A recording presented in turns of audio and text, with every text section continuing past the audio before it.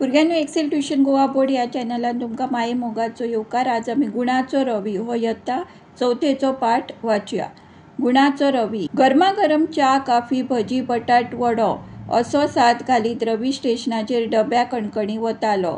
गाडयेंतले प्रवासी दोळे चोळीत उठ्ठाले. त्या 8-9 वर्साच्या रवीक पळोवन लोकांक अजाप जाताले आनी उठ्ठात तो लोक आपयतालो, च्या भजी घेतालो. कोणूय च्याच्या पयशा भायर 25-50 पैशे ताका चड दितालो, पूण रवी ते घेनाशिल्लो. रवी एक गरीब भुरगो. आवय बापायचो एकलो एकसुरो. तो 3 वर्साचो आसतना ताचो बापूय भायर पडलो. 4 गरजो वावर करून रवीची आवय घर चलयताली. रवीन शिकून व्हड मनीस जावचें ही तिची इत्सा आसली. तिणें रवीक शाळेंत घालो. कशेय तरी करून पुस्तकां, चोपड्यो हाचो सगळो खर्च ती भागयताली. 15 ऑगस्ट लागीं पाविल्लो. शाळेंत समूहगिताची संचलनाची तयारी चलताली. रवीक संचलनान घेतिल्लो ते खातीर ताका धव्या बुटाची गरज आसली. पोट भरता म्हणसर नाका पुरो जाता.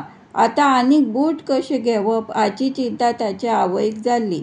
आई, तूं हुस्को करूं नाका, हांव पळयतां कशें जाता तें, रवीन विस्वासान आवयक म्हळें. दुसऱ्या दिसा शाळेंतल्यान येतना रवीन अशीच रेल्वे स्टेशनाचेर एक फेरी मारली. थंय कांय भुरगे वार्तापत्रां विकताले, जाल्यार कांय भुरगे आयसफ्रूट घेवन भोंवताले. रवीक दिसलें आपणें अशें कितें तरी करचें. स्टेशनाचेर च्याचें एक ल्हानशें हॉटेल आसलें. रवी थंय गेलो. मालक गल्ल्यार बशिल्लो. पात्रांव, म्हाका कितें काम दिशी, रवीन विचारलें. रवीक पळोवन हॉटेलकार मुमुरखोच हांसलो. वेतभर भुरगो, तूं आनी कसलें काम करतलो? घे हो लाडू खा आनी वच, ताणें म्हळें. म्हाका फुकट लाडू नाका, हांव भिकारी न्हय, कितेंय काम दिल्यार उपकार जायत, अशें म्हणत रवी थंय घुसपूंक लागलो. हॉटेलकाराक रवीची काकुळट दिसली. ताणें विचारलें, सकाळीं 6 वरांचेर येवन काम करशी? रवीच्या तोंडार हांसो फुल्लो. बरे भशेन फाल्यांच येता हांव, अशें म्हणत रवी घरा परतलो. आपल्याक काम मेळिल्ल्याचें समाधान ताच्या मुखामळार दिसतालें. दुसऱ्या दिसा रवी फांतोडेर 5 उठलो. तोंड बीन धुलें आनी बद्द स्टेशनार धांवलो. गाडी येवची वेळ जाल्लो. हॉटेलकारान रवी कडेन च्याची किटली, ग्लास आनी बटाट वडे दवरून ल्हानशी ट्रॉली दिली.